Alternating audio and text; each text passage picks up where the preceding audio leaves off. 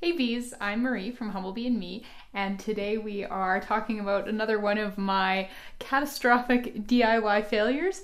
This one was pretty much the worst self-tanning lotion you could ever imagine. So the inspiration from this came from a bottle of buriti oil, and so I bought this oil from New Directions Aromatics, and on the website it said that it was orange, and when I got it, it was like orange, like just orange, was nowhere close to sort of enough to describe just how like orange this orange oil was. We're talking like Oompa Loompa orange. You'd put sort of one drop on my forearm and I could like spread it all around my forearm and my whole forearm would be like bad Jersey Shore Oompa Loompa orange. Like just wow. So on the one hand, all right, not a lot of things you can do with something that orange, but also maybe tanning lotion. Given the incredible orangeness of the buriti oil, I knew I needed to sort of temper it with something maybe a little bit more brown, so I thought coffee would be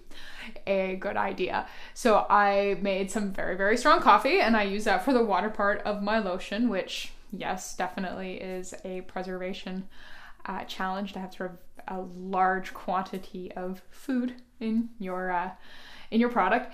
And I made a lotion, and so I was at this time still doing beeswax borax emulsions, which creates, you know, it's an old school style of emulsion, and it creates a very thick, quite like waxy, greasy lotion because it's roughly sort of 50% oils and 50% water, so it's quite a lot heavier than emulsifying wax emulsions. So I sort of blend this up dutifully with my blender, because I was actually making this like in a blender at this time. Oh my goodness. See, side note, one of the biggest reasons to not bother with those beeswax borax emulsions is cleaning them up. It's just, oh my goodness, it's heinous. It's such a thick, greasy mess that cleaning them up, especially out of something as intricate as a blender, is just horrendous. But I digress.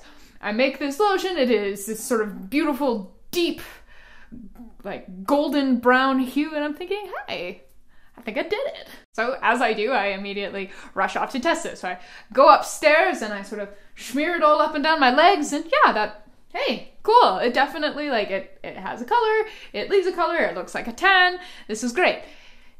In the dim light of my bedroom, I then go outside and sort of proudly walk around a bit, feeling, you know, very sort of bronze goddess.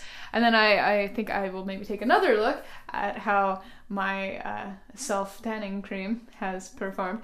And it turns out that the light outside brings out a very different version of the color than the light inside, and also highlights just sort of how poorly distributed it was on me. So it was this like incredibly streaky and incredibly orange, and also incredibly durable, shall we say.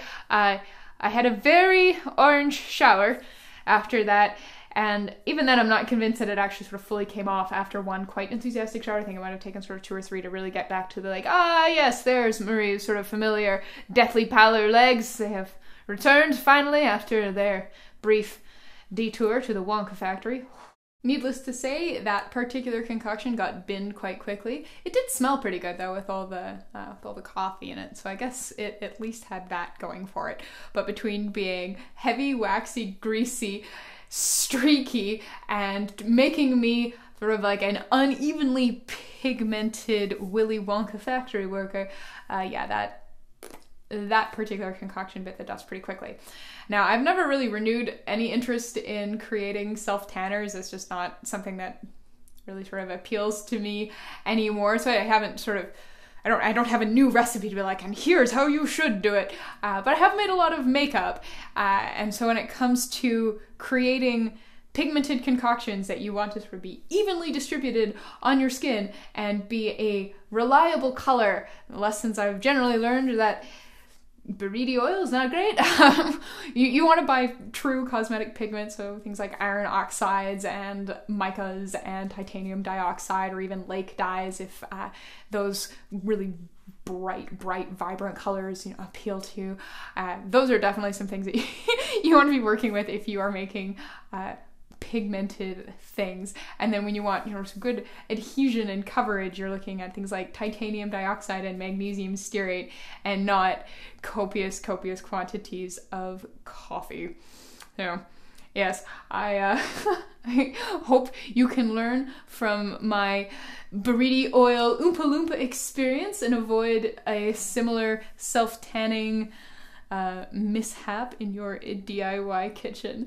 But thank you so much for watching. Please subscribe. Check the description box below for a link to my blog where you'll find tons and tons of recipes that you can make that won't make you look like an Oompa Loompa.